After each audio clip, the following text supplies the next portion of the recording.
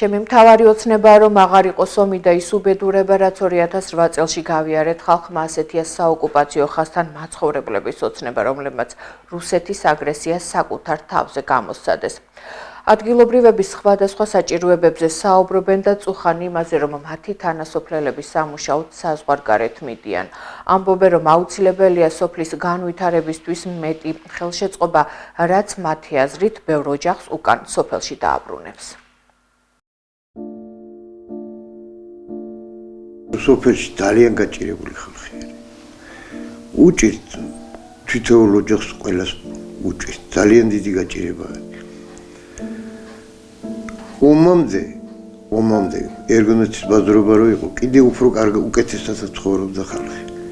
იმის მერე რაც ტერიტორიები წავარდა და ეს მიისაკუთრეს რუსეთმა, ხალხი რუსები ფარველობენ ჩვენ ნაკვეთებს, ტიპში მოდიან. ჩვენ კიდე იმ ნაკვეთებში ვერ შევდივართ, იმიტომ არ გვიშვებენ იმ ტერიტორიებს.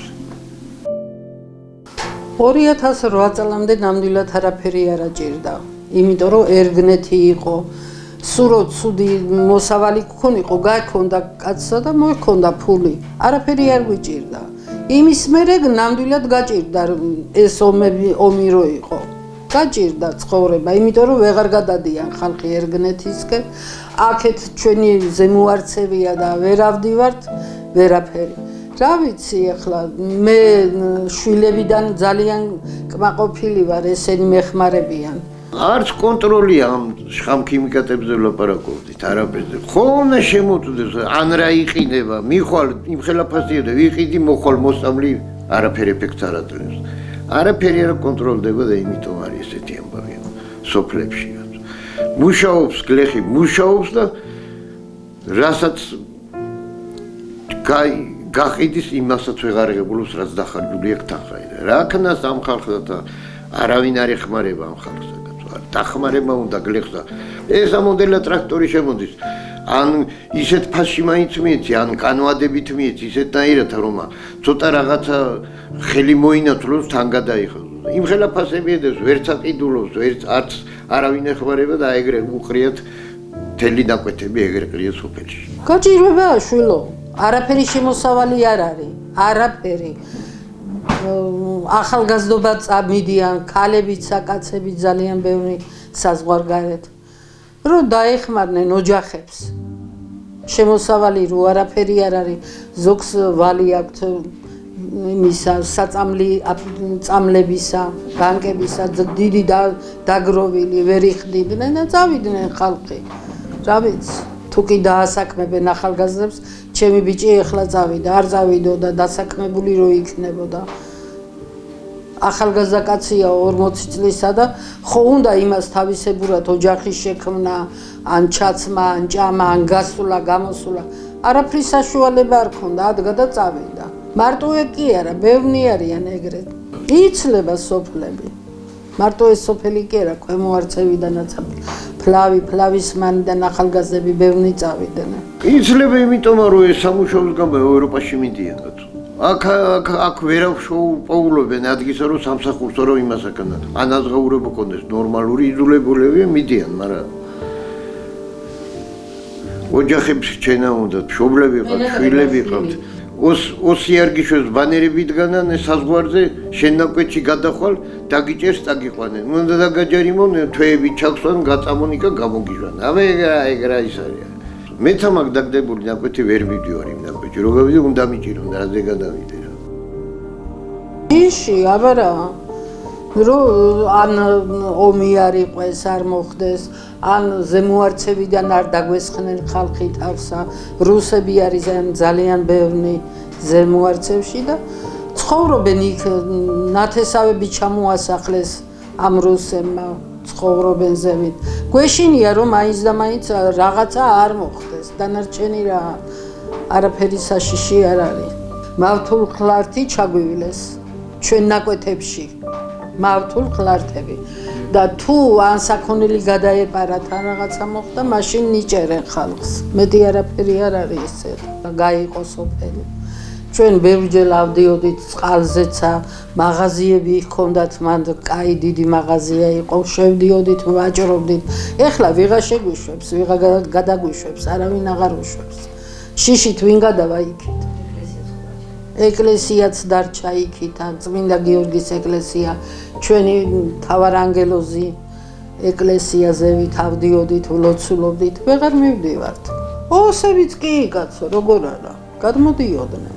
თუ კი ნათესაობა ყავთ, აქეთ გადმოდიოდნენ, დღეობაში ესენიც ადიოდნენ. პირადად ჩვენ არავინ არ აყვა ახლა ზემოარცევში, მაგრამ ვისაც ყავდა, ჰქონდათ ურთიერთობა.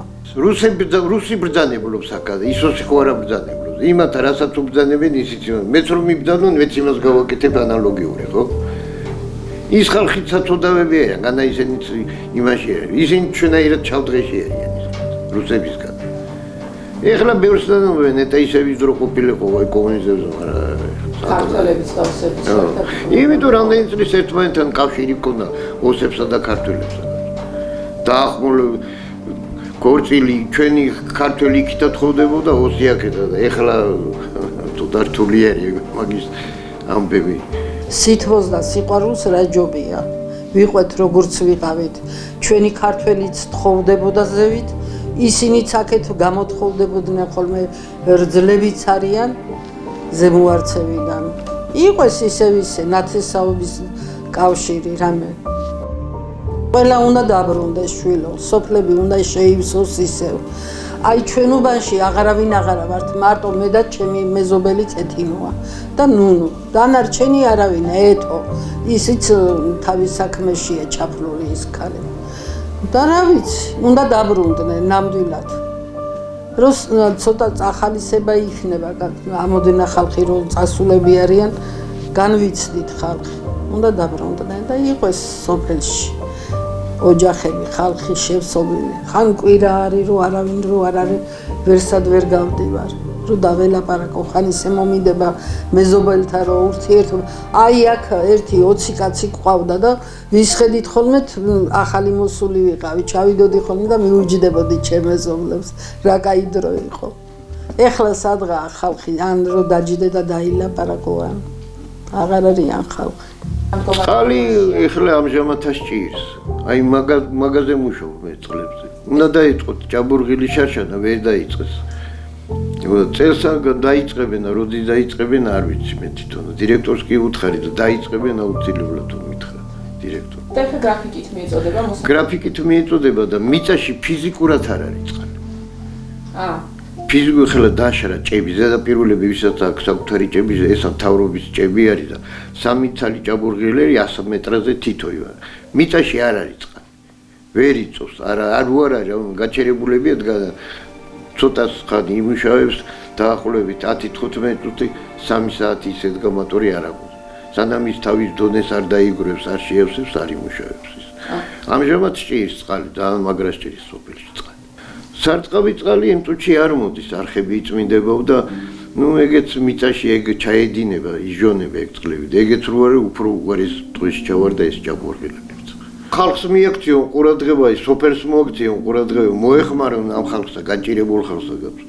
მე პენსია მაქვს ვართალი, პენსიაზე ვარ დამოკიდებული, წამალი ვიყიდო, დასალევი ამ ქალმა თავისთვის წამალი იყიდოს, მოწამლა გვინდა სახში, ოჯახში, ან სტუმარი მოა საჭმელი გინდა და ეს შენი 500 ლარით კი არაფერი არ არის, პროდუქტები ისე გაძვირებული, რო შეყოლ ბაზარში, რავი, გონებას დაკარგავს კაცი. ხალხს უნდა დახმარება პირველ რიგში მთავრობისგან, რომ ხალხს დაეხმარონ, ხალხს. ჩემი ყველაზე დიდი სურვილია ჩემი შვილების კარგად ყოფნა და საქართველოში სიმშვიდე.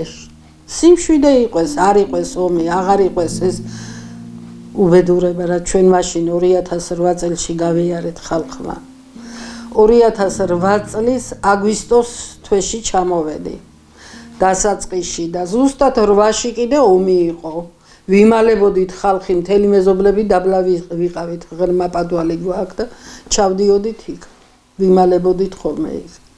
აღარ იყო ეს ეგ მდგომარეობა მორჩეს.